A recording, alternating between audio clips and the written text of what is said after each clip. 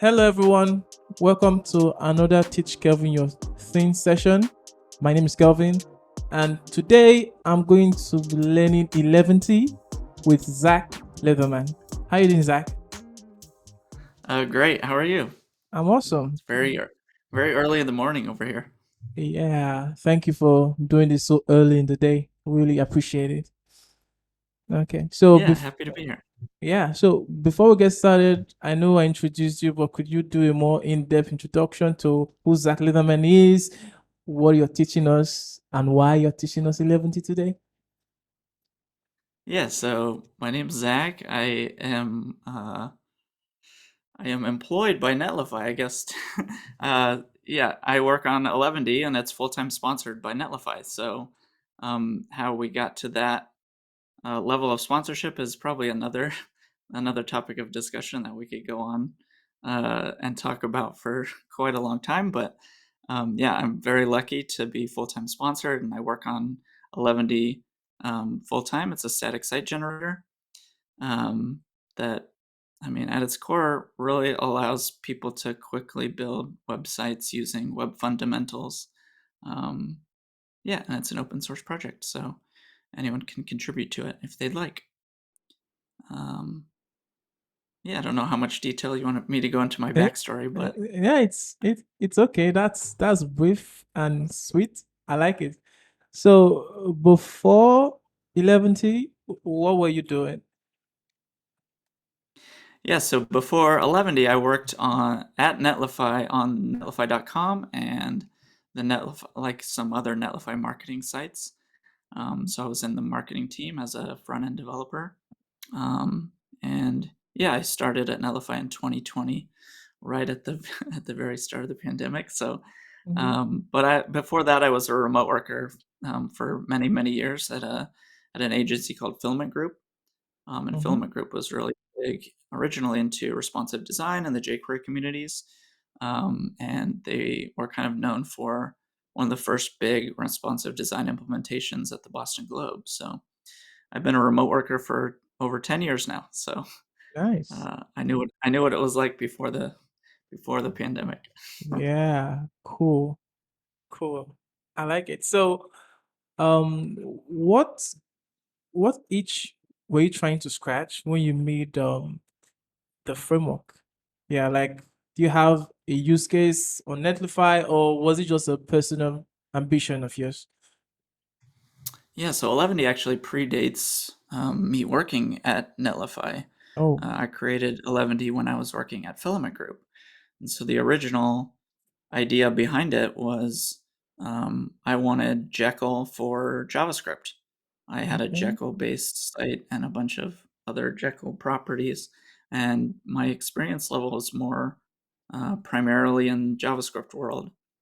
So I wanted to have Jekyll for JavaScript, and that was kind of the original thrust behind it was just I wanted to write more JavaScript and less Ruby.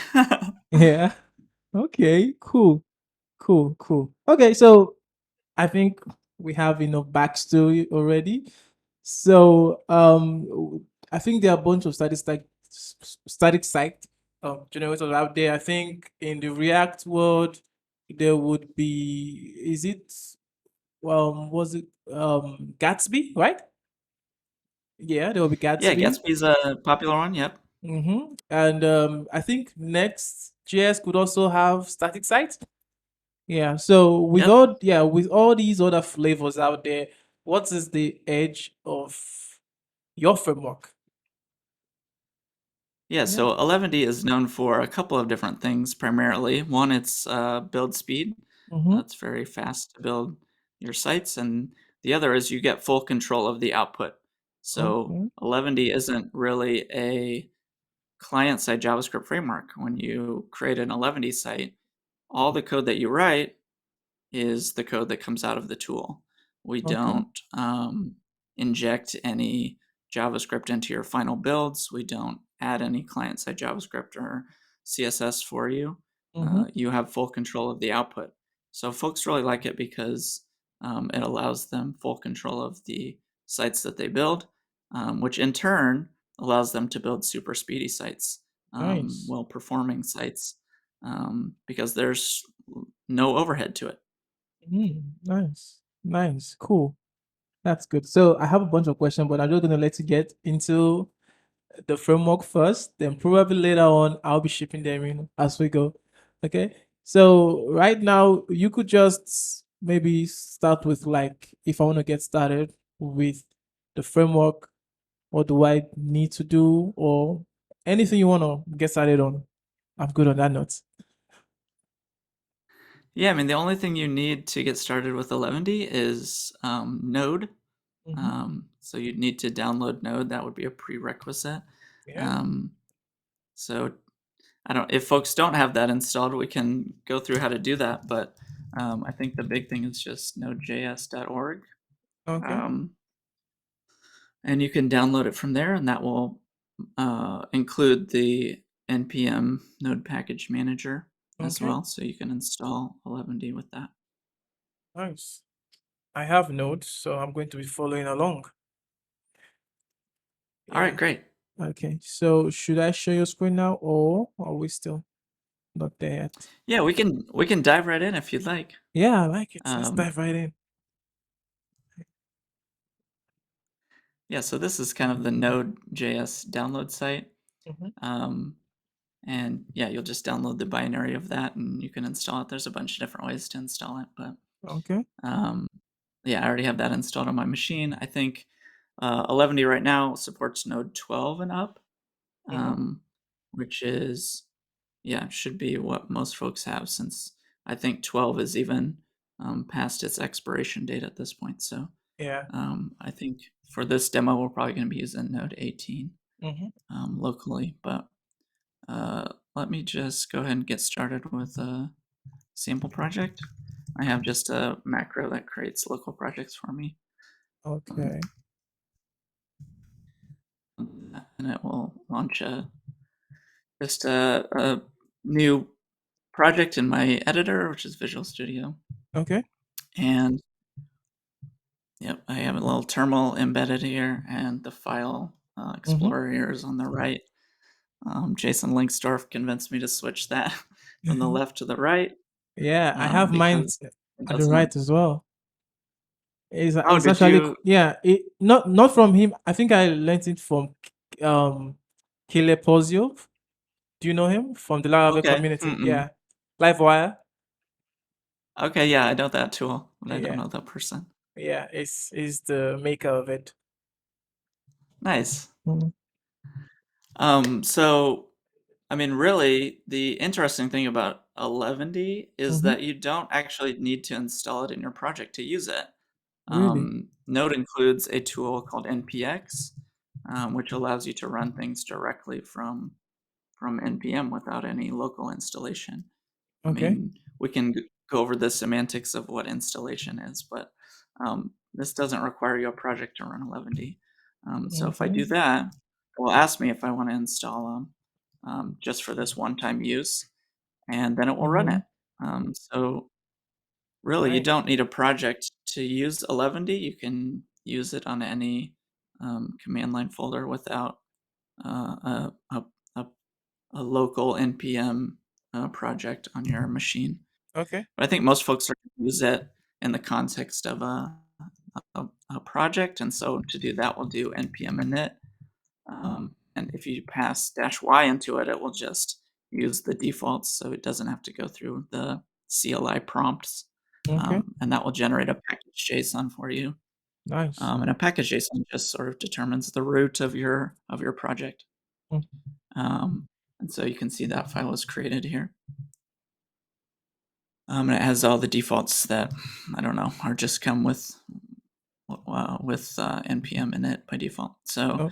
install Eleventy. What I think what most folks will do is you want to install it into your project, and you can use just this command, which will install the 1.0 release of Eleventy. Okay. But I think just more interestingly, I like to use the canary branch, which is the 2.0 Mhm. non-stable, more risky version. Oh. Um, because it has all the newest and greatest features. And yeah, I think most folks will be able to use this and get good benefit out of it. But if you're building something that you're shipping in production, I would probably recommend you to go with the stable 1.0 release for now. Okay. But 2.0 is coming, so yeah, look for that in the coming months. Nice. So we'll just install this, and it will, yeah, install Eleventy locally into our project. You can see that it now shows up in our dependencies. Mm-hmm. And the thing that I like to do right off the bat is when I'm using the Canary version is I remove this caret. So in that caret character in your dependencies Mm-hmm. tells npm what version of the package to install. And if you have a caret there, it will use the latest Canary. And since we're on the Canary branch, I think it's a little bit less risky to tie to a directly to a working Canary version. So I usually delete that. Okay. Um, but to use Eleventy then, we still run the same command. We'll use npx, and that will now use our locally installed version of Eleventy. And you can kind Okay. of see that now we have node modules installed over here too, because we installed the dependency locally. Mm-hmm. So we'll run it, and you can see that it processed 0 files. We didn't write anything. So the thing that Eleventy does is it looks for valid file extensions that are template syntaxes supported by Eleventy, Mm-hmm. and it will process those for you. So I think maybe the easiest one is to make a markdown file. So we'll just go ahead and do that, and we'll call it index.md. So Eleventy inside of your project will look for any markdown files, and it will process those for you Mm-hmm. into HTML. So we'll rerun Eleventy again, and you can see that it wrote one file from our index.markdown file, and then it created this underscore site folder. And we can open this if I command click on it. And you can just see that Eleventy processed that markdown file into HTML. Nice. And I mean that is the most succinct crash course I can give you on Eleventy. That is the getting started, the super quick getting started. There Okay. are a bunch of different template syntaxes um, oh, supported by Eleventy, and we Mm-hmm. can kind of go through them if we go to the documentation here.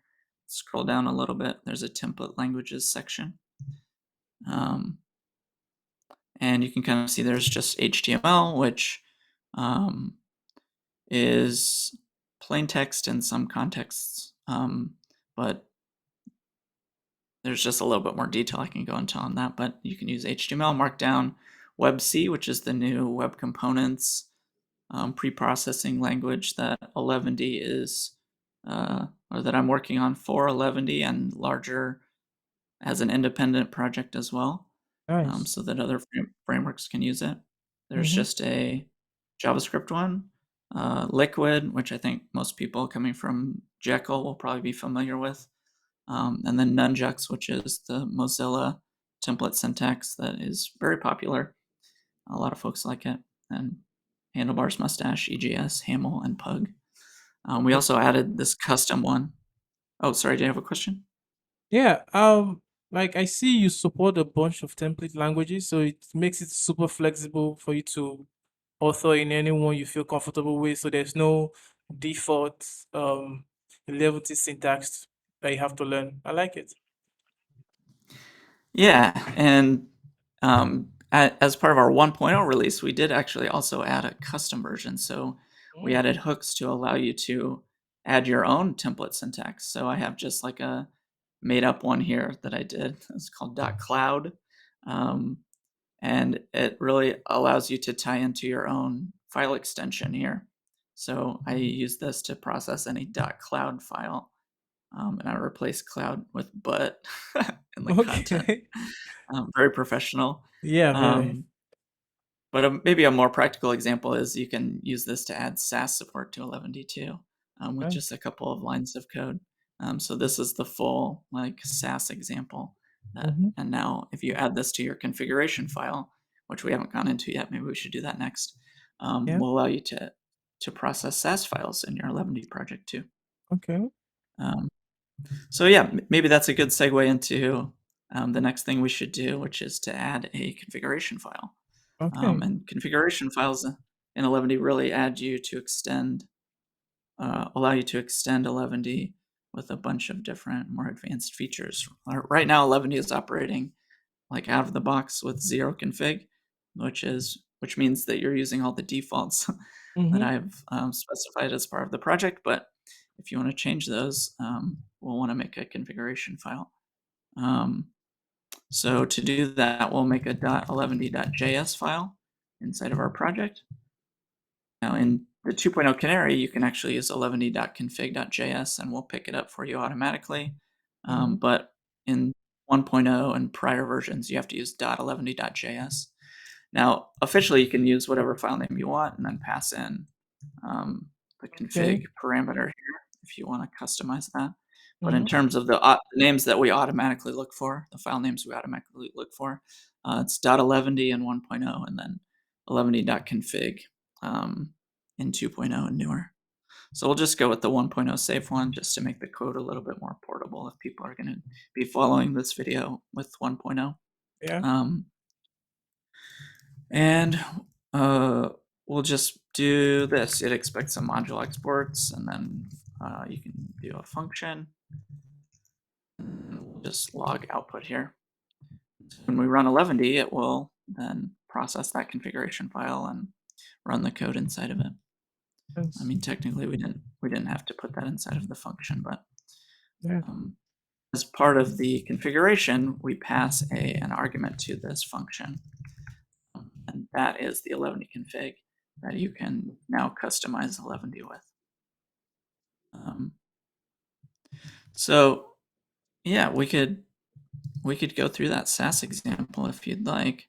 Mm-hmm. I don't have a ton of experience with SAS recently, so I might not be the best person to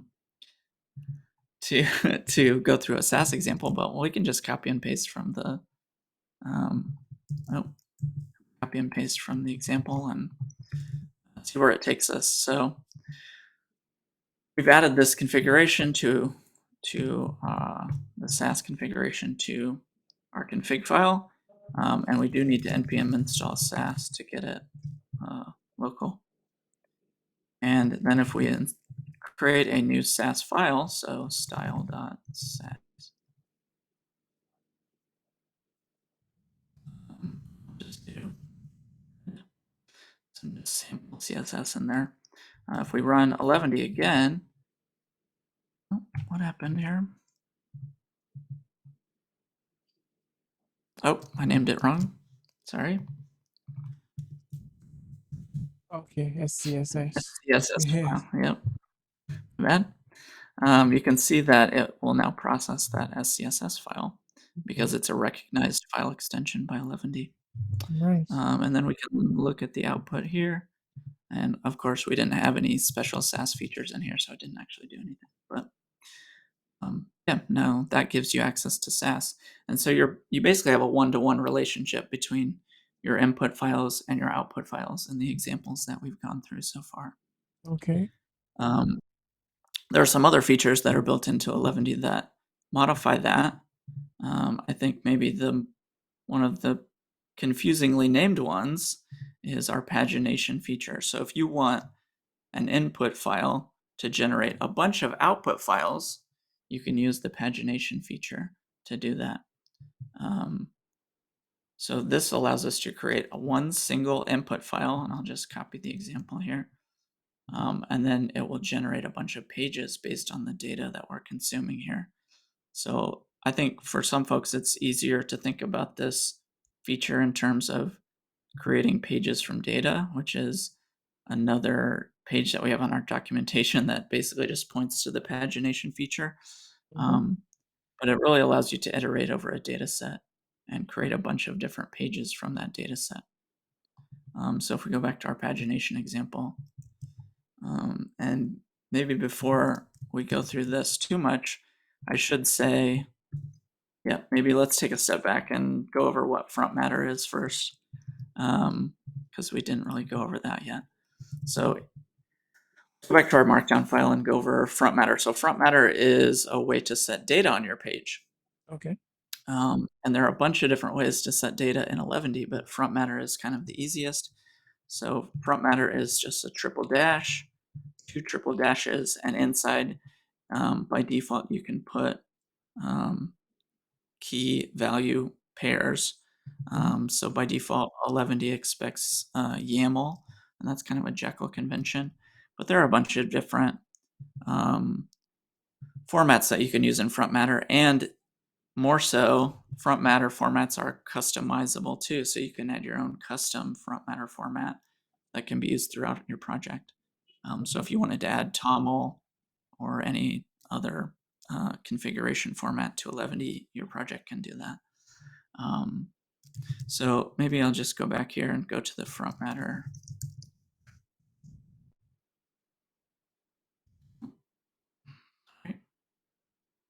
A section on using data here in our left navigation. Mhm. And front matter data is one of those entries in that. Okay. And that will kind of go through the things that I'm talking about here. So we can just say key and then value, and that will be, that's like YAML syntax. And inside of Markdown files specifically, Eleventy has a default to pre-process all Markdown files with liquid syntax.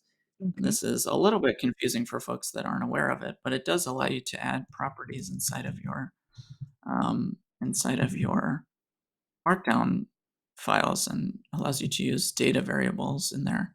So this is liquid syntax, and it's like the double curlies to output a data property on your page. And since we specified the value of the string value of value here, it should output hello world and then value.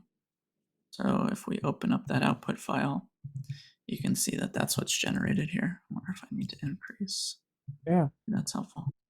Cool. Um, so if you want to change the default pre-processing language for Markdown files, you can do that in your configuration file, and that's all on the Eleventy documentation. You can change the default pre-processing language for Markdown. You can change it for HTML as well, and you can disable it so that there's no pre-processing at all. Nice. So yeah, that's front matter. There are a bunch of different ways to set data in Eleventy and Eleventy projects, and our data cascade, I feel like, is one of our unique, very valuable and intuitive features that is very popular with folks. So you can actually source data from a bunch of different places in your Eleventy project. So we went over kind of front matter in a template. You can do front matter in a layout. Layout files allow you to have like boilerplate that you're reusing on a bunch of your different files. We have the concept of global data files. So that's global data that's available to all of your projects. And let's just go through maybe a quick example of moving this front matter to be a global data file. So I'm just going to delete this out of here, regenerate the project to show you that that value is no longer present, even though we are declaring it in liquid. In liquid, when you have a missing property, it just outputs an empty string. Okay. So if you want a global data file in Eleventy, our by default convention is to use this underscore data folder. Now you can customize this folder name in your Eleventy configuration as well, but this is the default that we look for. And we'll just make a global data.json file in here. There's a bunch of different file formats that we support in global data, but JSON and JS are the primary defaults. And again, this is another thing that is configurable in Eleventy. You can add your own data format files as well. So you'll kind of see this as a theme in Eleventy, is we have all of these different by default things that come for free, but we also provide configuration hooks for all of them. So you can customize your front matter data, you can customize your global data file formats, you can customize your template engine that you want to use for Markdown or HTML. You can customize even the template engines that Eleventy supports. And I think that extensibility has really lent itself well to Eleventy in terms of its long-term use, because people can configure it to do a lot of different things. Nice. So we have our global data file. Well, it's a JSON file, so we'll move this here and make it valid JSON. Make strings for our properties and values. And so inside of Eleventy, we look for any files inside of this folder, and then we use the file name as the convention for the variable name that we're using when we process our templates. And Okay. that's to prevent um, collisions on top level data. So inside of our template, if we reprocess this, you'll see that it doesn't have the output yet. But if we go back to our markdown file and use global data, which is again the name of our file name here, global data, and then the key here is set here in our JSON file. So if we run this, let's hit output again, Nice. global data, if we want to make it super clear. And kind of the interesting thing here is that you can have any number of files in here, and you can actually nest them as well. So Mm. if I create another folder here, global data.json, and just have the same file here, I now have a nested.global data Cool. available. So you can have deep global data available in your project as well. I guess that wasn't conclusive. We'll say nested. Nested. We'll prove definitively that that was coming from the Yeah. nested data file. That's Um, that's interesting. so So yeah, there's a bunch of different ways. Again, a bunch of different ways to source data in Eleventy. Um, and if you use, I think the other popular use case for global data is if you have a JavaScript file, you can then write scripts to hit third-party APIs. Okay. Um, and yeah, I've used that to quite good benefit. We also include if you go to the documentation, we have if you scroll down here, inside of our plugins section, there is a fetch plugin or fetch utility that we provide, and allows you to sort of deduplicate repeat requests. So if you're running a build, you don't necessarily want this API to get hit every time you save a file, right? Mm-hmm. So if you use the Eleventy fetch utility, it will cache that API request for a configurable amount of time. So in this line of code, you're seeing we're hitting the, the GitHub API to fetch metadata from GitHub about the Eleventy repo. Mm-hmm. And then it will cache that. The Eleventy fetch utility will cache that for a day. So it won't fetch new data. It'll hit that at most on my local machine once per day.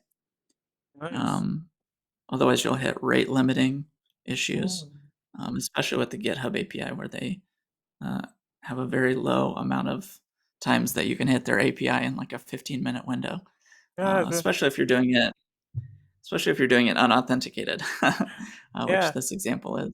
yeah, that's very So smart. I like it. I think that's a useful feature that has really helped a lot. Okay. So yeah, you can dump this into an Eleventy global data file, um, and I guess we could go through that right now. Why Okay. not? Let's do it. Yeah. Uh, Let's do it. GitHub.js. Let's convert it to tabs. Yeah, we gotta get tabs instead of spaces. All right, let's. Now we gotta install this plugin or this utility, and all right. Hopefully that is it. Assuming this API endpoint still exists. Yeah, it should. Let's do this so we can console log it out. Make sure it's coming back. All right, let's run Eleventy again. And it looks like it's doing something. Mm-hmm. Hooray! So this is the data we're getting back from the API. And the return, so all of this stuff is async friendly. All of these global data files are async friendly. So if you return a promise here, it will wait for that promise to resolve. You can pass an async function in here. But so now this entire data set is available in global data under the GitHub variable. Mhm. So let's see, I can output just this full name here from console log. Go back here and we'll do github.fullname Wow, that easy. and we'll run it again. This is our output here. Yeah, you can see it comes back. So with just a couple lines of code in that global data file, we now have a cached API request that is going to be reliable, even if we're offline. That's the really interesting thing. Like, if I have a cached version, if I run this at some point, and my cache is still valid, it will, like, I'm not making any network requests here Mm. Wow. when this file is going. So even if I'm on an airplane, it will still work. And and even more interestingly, if your cache is invalid, so in this example, I have this is valid for 1 day. If that 1 day period expires, it will still use the cache if your network request fails. So if the API goes down, it will fall back to use. You can fall back to use the cached version, Nice. which is just a nice error correction mechanism. Mm-hmm. Um, Yeah. so yeah, So let's see what else.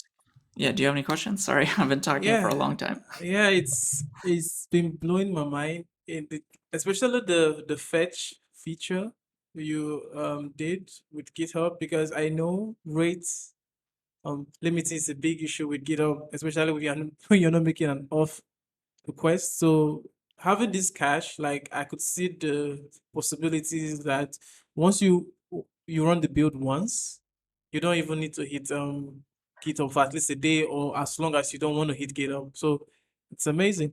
So I think could we just do a low fidelity blog setup because I think those are the kind of websites we're going to build with Eleventy. And do we have a dev server in Eleventy, or how do we serve the files?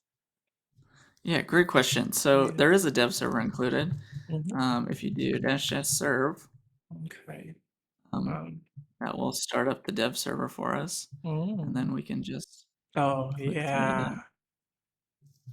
Nice. And yeah, it should hot reload for us, even though we're not gonna be able to see it. But Wow. um, Yeah, that's all fancy.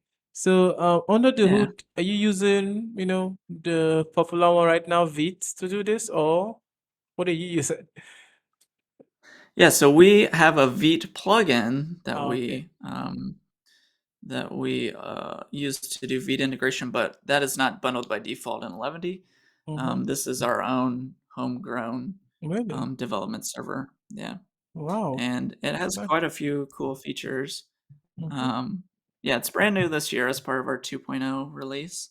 Nice. Let's see if you go to Yes. there's like a configuration section, a watch and serve, and then there's Eleventy dev server and Vite. And in 1.0 we used to use browser sync. Okay. But I So, think that one is not quite as maintained as we'd like, so we're moving forward with this new Eleventy dev server. okay. So, why did you go with something like Vite? I'm just curious since most frameworks they just use Vite for the build tooling. So why do you have to go homegrown on this one? Yeah, so that's a great question. I have a lot of opinions around Hmm. the long-term viability of projects, and Vite is more of a bundler than I would like Okay. as the default experience. So um, yeah, I would like to see as the default web server in Eleventy something that doesn't transform your output, right? Because Okay. Vite includes bundling features built in. So I don't believe that that should be the default bundled experience with Eleventy. I am perfectly happy to see that as a plugin or an enhancement in the Eleventy ecosystem, and we do have a plugin to do that.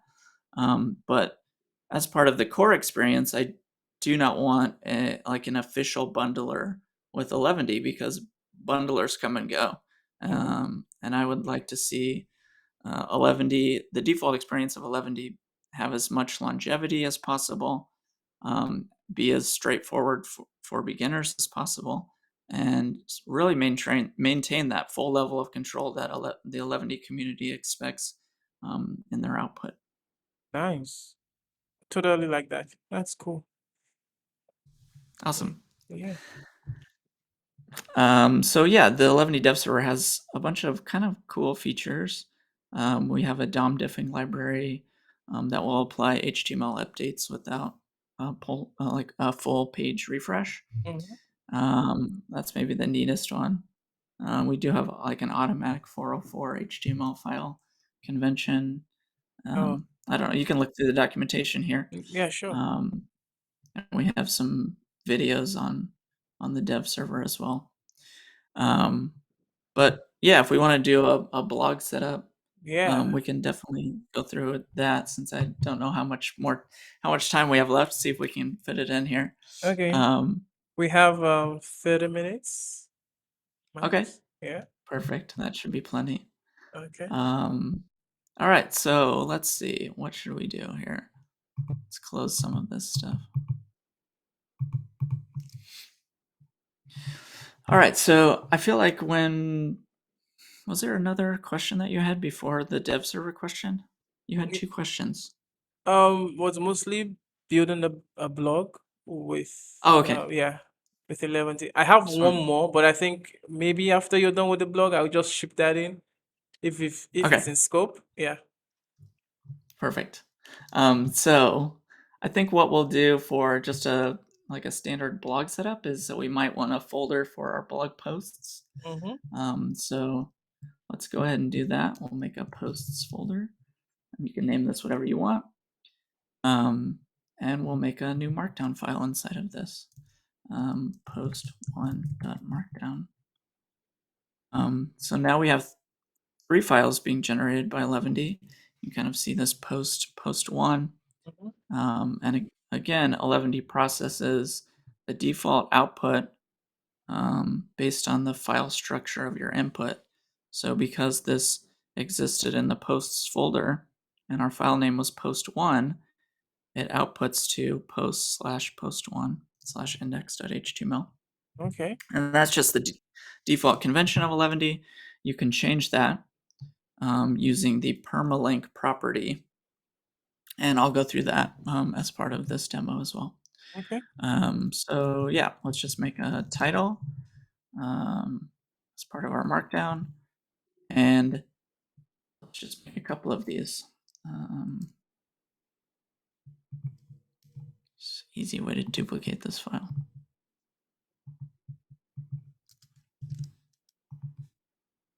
I don't know if that was the best way to do that, but Okay.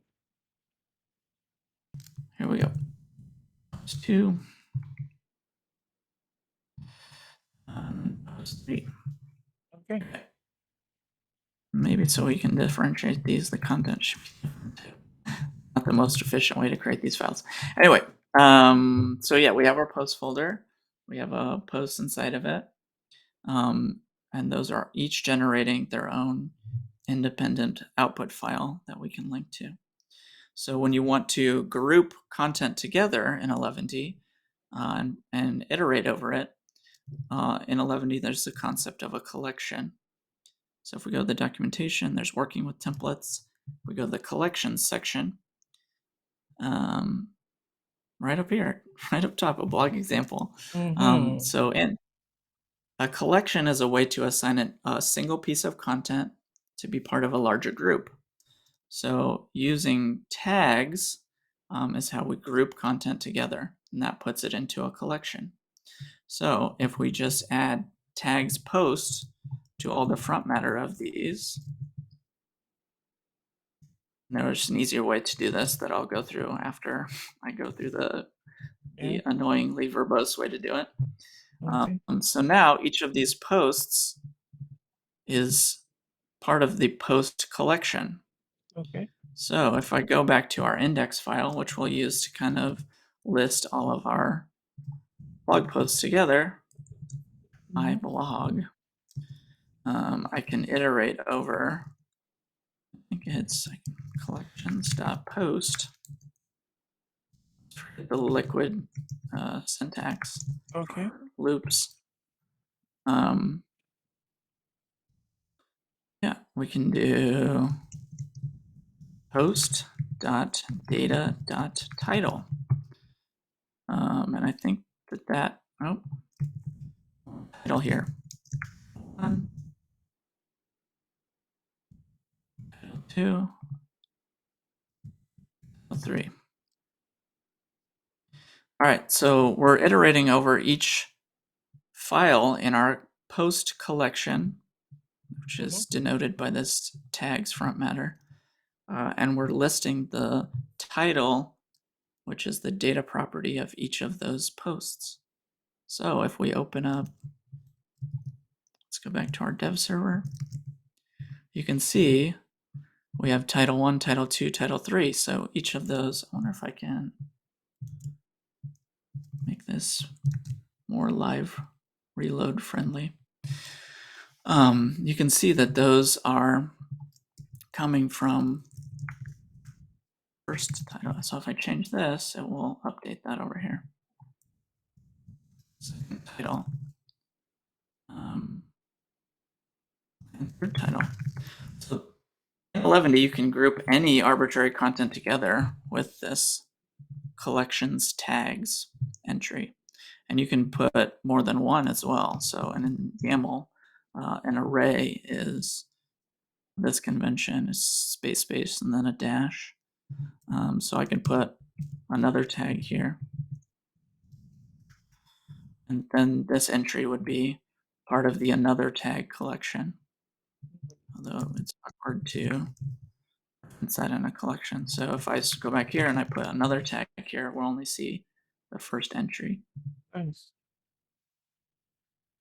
So that being said, an easier way to do this is to use what in Eleventy is called the data cascade. So the data cascade allows you to apply data to any number of templates that you want. So we kind of went through how global data works, and that's part of the data cascade to apply data to all of your templates throughout your project. But Okay. there's also a way to do directory data files. So if I go back here and I go into our posts folder, I can make a new file called posts.json. And you'll notice that the .json file name has to match the name of the folder that it resides in Mhm. to be a directory data file. And you'll see that it's erroring because we don't actually have any data in this, although I don't agree that that should throw an error. I'm going to write a note to fix that. If I can find a pen. Okay, here's a pen. Empty data files. Okay, the next time we talk, that might be fixed. Yes. So we're expecting a JSON inside of this file. Mhm. So any properties that we put inside of this JSON file will now apply to all of our content inside of this folder. So you might see where I'm going with this. If I do tags Mhm. and then post, Oh, now I can delete. I don't need to have it littered throughout all of my front matter for all of my content. yeah. Dry. Yeah, and so this will apply any data properties inside of this file to all of our posts. So Nice. I really like that as a way to clean up your front matter quite a bit. And yeah, you can kind of see that the output is the same. I like it. Yeah, so that's a way to deduplicate your data. Um, and really, that's all that you need for a blog, right? Yeah, yeah. um, I think so. Markdown So files. okay. I think maybe the thing that we glossed over a little bit that I should probably go over, because if folks go through this video, they're going to be like, why isn't this actually working? So if we look Okay. at the source of this file, um, we have a markdown output, Mm-hmm. but it's not valid. It's not technically valid HTML because there's no title element, Yeah. which I think is the minimum required element for a valid HTML document. Mm-hmm. Um, but I think most folks would expect a doc type, an Yeah. HTML element, body Yeah. element. Head So and the let's go rest. over let's go over how to do that without putting that in all of our different posts as well. Okay. Um, so to do that, we want to use what in Eleventy is called a layout file. Oh yeah. Um, And to make a layout file, we have this standard convention of underscore includes. And again, this is another thing that you can configure if you don't like this folder name. It's very easy to change that in your configuration file. Mm-hmm. But just as the default, we do underscore includes, which anything inside of this folder will be sort of hidden from the Eleventy uh, file extension searcher. So when it looks for markdown files, it won't look for any markdown files inside of these two folders just by convention. When it looks for JSON files, it won't look inside of this folder. It's kind of like a hidden folder that will not be processed by Eleventy by default, Okay. unless you tell it to. Okay. So to make a layout file, we can just do, we'll just call it layout.html. And I have a little macro to generate um, an HTML boilerplate here. Mm-hmm. Um, and inside of Eleventy, maybe I'll go to the the layouts documentation. So no. Um, can have a better baseline of what we're working towards here. So inside of your layouts, your Eleventy layouts specifically, you can use um, data just the same as you would in a normal template. And the interesting thing here is that when Eleventy processes a layout file, we set the content variable for the layout file to the page content that's consuming the layout. So if I put content here, that's like the Eleventy convention that we know to inject our markdown content inside of. Um, but we aren't finished there. We have to actually tell Eleventy which layout to use for these posts, Yeah. because you can use any number of layouts. You can chain your layouts together, Okay. but you do need to set that. So we'll do that in our posts JSON file. We just set layout, and then we'll say layout.html, and we'll save that.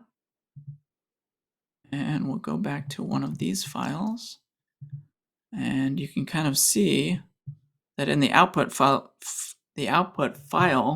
for our post2.markdown file, it's now wrapped in our HTML boilerplate that we had in our layout file. Okay. And let's just go back and change our original layout to link to the pages so we can see them in line. Okay. And we'll use the markdown convention of the square brackets to make a link. Yeah, and then we'll just feed in the post.url here. And that makes these into links. Title Nice.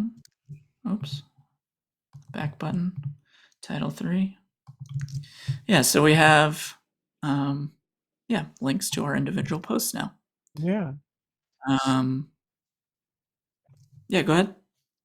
Okay. So maybe I'm going a little bit further, but in our layout file, is there a way to set the title of the page to be dynamically done? Of course, there's a way. I'm just asking you to show me. Yeah, for sure. So there's a bunch of different ways you can do dynamic properties inside of layouts as well. But the really fun thing that I think a lot of folks like about Eleventy is that layout files include access to the full data cascade of the individual page. Oh, So this is kind of weird, but we can reference the title here directly inside of our layout. Oops. oh my God. This here, it will use, you can see it shows up here in um, Yeah. the title bar there, but yeah, so each individual page will then have access to the full data cascade here, second title, third title. So I think that's really powerful because it doesn't require a lot of, um, or it requires you to put as much in your leaf template contents Mm-hmm. as you want and get a lot of reuse out of that inside of your layout as well. And another interesting thing that you might like to see is that I can set defaults here um, Nice. inside of my layout file that will be overridden by the individual titles here. So if I put title and then put my blog, you'll see if I go back. Oh, title. Oh, if I go back. Okay, sorry. I need to tell this to use layout too. That's not in the directory. Yeah. So we had our directory data file that Mm-hmm. applied to all of these. Yeah. Our Got. index file still needs to point to our layout. Mm-hmm. So if we go back here, we'll see that this is now using the layout. Mm-hmm. Um, and it's using the default set because there is, so if we go to our content file, you'll see there's no title set here, Yeah. but we have a default set in the front matter of our layout that sets the title for that page. Mm-hmm. And then if we go back to our individual posts, it's still using the title inside of the those posts without having to change a bunch of code. And so this is that's the data cascade. So when we hear about the data cascade, it's the conventions in Eleventy that allow you to override data at more specific levels of your content. Mm-hmm. So if you go back to let's see, the data cascade documentation here, you can kind of see that we have a bunch of different sources of data, a bunch of different conventions that you can put in your Eleventy project. We went through global data files. We just went through front matter data and layouts, Mm-hmm. and front matter data in a template. And you can actually use those to override different properties in your data for the page based on where the data lives. So Nice. global data is kind of the lowest of the chain. Um, and you can use all of these different mechanisms to override global data if you'd like to do that. But I think it's a really powerful way to configure Eleventy functionality and configure data at the same time inside of Eleventy projects. And yeah, I think that that is a huge feature that folks really like about Eleventy. Yeah. It's really nice. Like I like the thought because obviously we're going to need those data. So instead of going through a lot of loops or hoops to get them done, you just provide this intuitive way of doing things, which is what I like in a good framework. Very smart, smart. Like I could have guessed that was what was going to happen. So it's yeah, it's really nice. So I have a question. Since I think the .md files have been supercharged with being processed with Liquid, thereby having interpolations and all that. Was there a, a reason why you needed to have the WebC web components? And I like web components now because I had Elliot Marquez from the Google team, the lead team, teaching web components. So I'm really Mm. interested in that. So, but seeing all what we could achieve in the .md files, why do we need the WebC files? Yeah, so I think for most folks that are Mhm. building small to medium sized projects, you may not need to elevate to the level of components. Mhm. Not everyone wants to start from a components baseline, Okay. but it's hard to argue with the rise in popularity of components throughout different frameworks. Yeah. And that has sort of changed the game in terms of code reusability.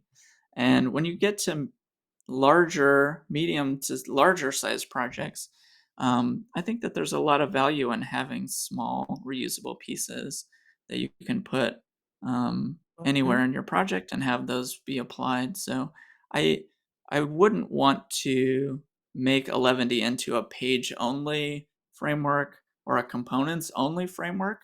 Okay. I think that there are use cases for both. Okay. So having Eleventy be able to solve both of those use cases, I feel like is very important because it just allows us to solve more problems and cater to more styles of project. Okay. Does that answer So your question? yeah, it's awesome. It's really so. Um, I used Astro recently, so I think it's also in the same space, and it was really really fast to build my website again. So I did all that in a day. So Nice. so I'm trying to map the WebC in this framework. So astros.astro file. So is that your own version of the .astro files? Yeah, I mean there's some interesting overlap between Okay. .astro Mm-hmm. and WebC. I feel like Astro has really gone in deep on component frameworks. Yeah. So you can build Astro projects using a Svelte component or a Vue component or a React component.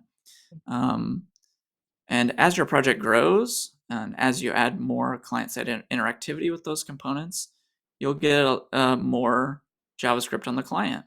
And Yeah. I think that the thing that WebC solves that's maybe a little bit different than Astro's approach is Mm-hmm. that we're trying to do zero overhead client-side interactivity, use as much of the platform as possible Okay. without using any library code at all, without using any framework code at all. So it really goes back to the same ethos that we talked about earlier. Yeah. The code that you write is the code that you ship, Mm-hmm. and having zero overhead, I feel like, is a very core um, value of Eleventy, and I think WebC is a good way to solve that.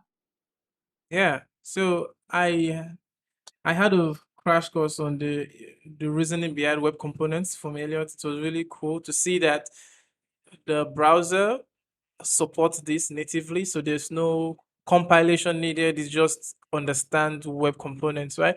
So um basically uh, it does. So my question is there is no hydration with um Eleventy, right? So or is there? Yeah, I mean, we can get into a little bit Okay. deeper discussion on WebC specifically. I mean, WebC is a build step for your HTML markup Okay. to generate uh, web component output or any arbitrary HTML output. Yeah. The examples that I've gone through on our YouTube, on the Eleventy YouTube channel so far have been web components output. We did like that quintessential Hmm. counter example using web components. Um, and you can check that out on the Eleventy YouTube channel. But there is a build step that goes into WebC, but in Okay. terms of the processed output, there is no extra hydration step. I mean, Okay. what hydration is a point of contention, I feel like, for a lot of folks, um, because adding client-side interactivity to custom elements via web components is a platform for free feature. Okay. Now, whether that's hydration or not, I feel like is a point of debate, but that is a platform for free feature. So I don't know if I would technically call it hydration, Yeah. but there is a an enhancement step that occurs as part of the platform feature for custom elements. Um, Okay. but yeah, I mean Yeah. that's just semantics. Okay. So just to clear it for me, could we do just one web C example? Sure, yeah. Let's see if we Okay. can crank through that real quick. Yeah, we are almost at time. Um, yeah, let's maybe delete some stuff so we can start a little bit more from scratch. Mm. Um, layout. That's fine. Let's delete our blog content. That's fine as well. All right. Mhm. Oh, let's delete this as file. Okay. So to do WebC, you do actually need to install another plugin. It's Eleventy plugin WebC. Okay. And this does require the 2.0 Canary version of Eleventy, so you won't be able to use it with 1.0 Okay. yet. So yeah, that's just warning up front. And then we do need, let's see, const and WebC equals, and we need to add the plugin. So to do that, add plugin and WebC. And so this little bit of configuration tells Eleventy to, it's the same APIs that I kind of went through about the custom template formats before, Mhm. but we just have a plugin to do that for us. And let's go back to this file, and we'll just rename it to WebC. Okay, and then we'll just say hi. We'll run this again. File up. And that was it. This is a WebC file. It can process any arbitrary HTML that you feed to it. It uses the parse5 HTML parser, so the same conventions that you would expect from a web standards compliant parser, including like error correction and all of that stuff. But I mean, the real value of using WebC is when you get into components. So to add components to Eleventy, we have to tell the Eleventy plugin where our components live, and we'll add just a new components folder here inside of our includes, and then we'll point it to that. And I feel like this step may go away at some point. Mhm. This was just, I'm not really happy with having to configure this every time. Mhm. So we may add some default convention around this, but it is a manual opt-in at this point. So Okay. now the Eleventy WebC plugin will look for any files inside of this components folder and allow and process those for us in our WebC output. So let's Okay. just add like a sample my component.webc. This is my component. And maybe the interesting thing here, I think, for a lot of folks that went through React for a long time is that you don't need like a root element here. It can be just any arbitrary HTML again. There's no required convention for what needs to go into your component. Mm. So yeah, we can just put plain text in there. And then inside of our page, we'll use my component. The file name for this kind of determines the tag name that Yeah. goes into your output. So we have my component, and we'll go back to, back to our output, and you can see that it processed this. It processed that tag name Mhm. um, to the output, Nice. and it has no HTML overhead. Even there's no parent like host component tag that gets included.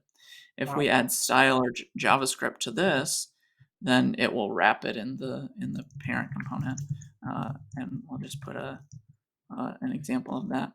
Actually, let's just do body red for demo purposes. Um, oh, I know what we did. So another thing that's maybe surprising to folks that are using WebC is that WebC components also have a little bit of bundler functionality built in. So we can actually use WebC to generate minified bundles for our CSS and our JavaScript that only is comprised of the content used on our page. Mhm. So if we have components that exist in our components folder that aren't actually used, those won't get bundled to our output. Nice. So to use those bundles, let's go back here. We need to go to our layout file. Um, and we're still using, I believe, Liquid for this specifically, but I think it'll still work. And we can use, let's see, page.url and then WebC get CSS, I believe. And we can do that that will output the bundle of just the CSS in use by components on each individual page. Mm-hmm. And then we can do that for JS as well. So yeah, you Nice. can kind of see that it turned red over there because we have now the reduced bundle of CSS only for components in use on our page. So we don't have, even though we include a style block here, this style block isn't littered throughout all of the different uses of that component on our page. So we can put this like 5 or 6 times, and then it outputs the output 5 or 6 times, but the style is Mm. only shown once. Yes, Um, nice. and yeah, so that allows you to sort of deduplicate the styles, even though you have a bunch of instances of the component. Um, and there's another thing that you can do in this. You can use, we have a scoped property or attribute that you can add here. And we can add host to the, switch that from body to host. So that will scope it just to the components in use on the page. And this will actually generate a custom class name. Mm-hmm. Do I need to make that bigger? A custom class name based on the CSS content for the page. So you can see that all of these have the same class name, and they're all using just the CSS once. There's one declaration of that CSS in our style block bundle. Um, Nice. and you can do the same with client-side JavaScript as well. Cool. Um, so yeah, I like it. that's. Do we have like a minute to go through the client-side JavaScript one too? Yeah, sure. We do. Go for it. Do it. Okay, so we got a script here, and we can just add. Let's see. Console log if we want to run something at a page level. Mm-hmm. Oops, and that will output hi.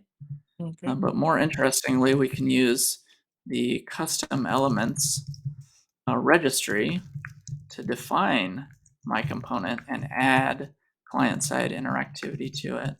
So uh, this is standard, the standard platform feature for custom elements, which is part of the web components wrapper of technologies.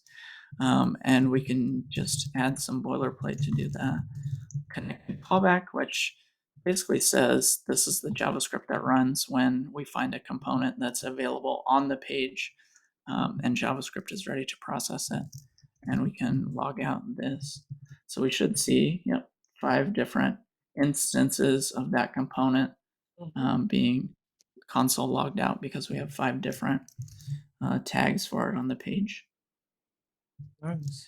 Um, Yeah, and another thing that you can kind of do, which is kind of neat, is you can add this CSS pseudo class called defined, and that will allow you to define um, content or define CSS that only applies when the JavaScript experience is valid. So Mm. if I have a little JavaScript toggler here extension as part of Chrome, and you can kind of see if I turn it off, um, this defined pseudo class is not valid, so the color is red. But when JavaScript is available, um, our component is hydrated, if that's what you want to call it.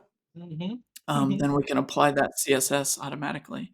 And there's no JavaScript that goes into. There's no extra JavaScript we have to write to add JavaScript enhanced styling.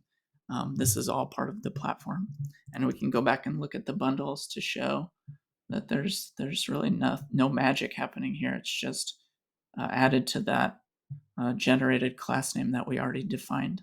Mm-hmm.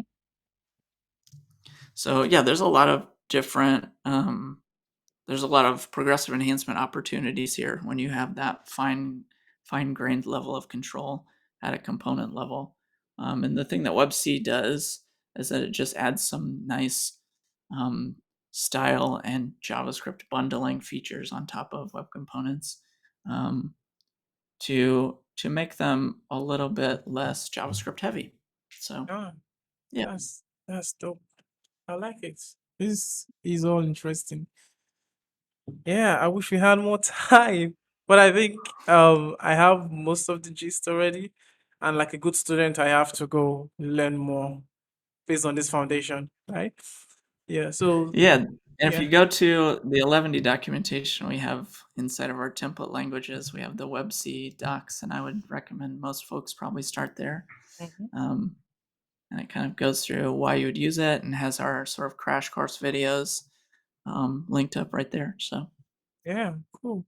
Nice. Thank you so much. So, um, do you have any resources like apart from the documentation you would point out for beginners like myself on Eleventy? yeah, I think if you go out to our, I mean, the getting started documentation is really good. The Mhm. quick start right here we have on our documentation homepage. But I think another thing is if you go to the Eleventy YouTube channel, we do have a section on the YouTube channel that is tutorials that other folks have made, community folks have made that go through the getting started process. So if if this video wasn't enough, there are other Yeah. videos that you can go out and check out, and there might be some other features that were covered there that I missed here. Yeah, awesome. So, as for last words, for this video, of course, do you have any like where do we need you get to find you social wise? Where? Yeah, I'm on Twitter way too much, more than Okay. I should be. So you can find me at Zach Lee. Mm-hmm. And there's also the Eleventy Twitter is linked up right on our homepage. And Okay. I maintain both those accounts and reply Nice. there. So Yeah, I'm yeah. definitely gonna add that to the description. So anything you want to plug for being our most pristine teacher for today, you could plug away. I mean, I would love it if folks tried out WebC. I would love to see more eyes on WebC. Okay. And if anyone's feeling super adventurous, they could even make um, a different like plugin or extension for WebC for other frameworks. I know I've seen an like an Express web server plugin for WebC. Mm-hmm. I've seen a Vite plugin for WebC, and I would love to see more extensions and integrations there. Yeah, cool. Nice. Thank you so much for coming on this session, Zach. Really appreciate it, and I really learned a lot.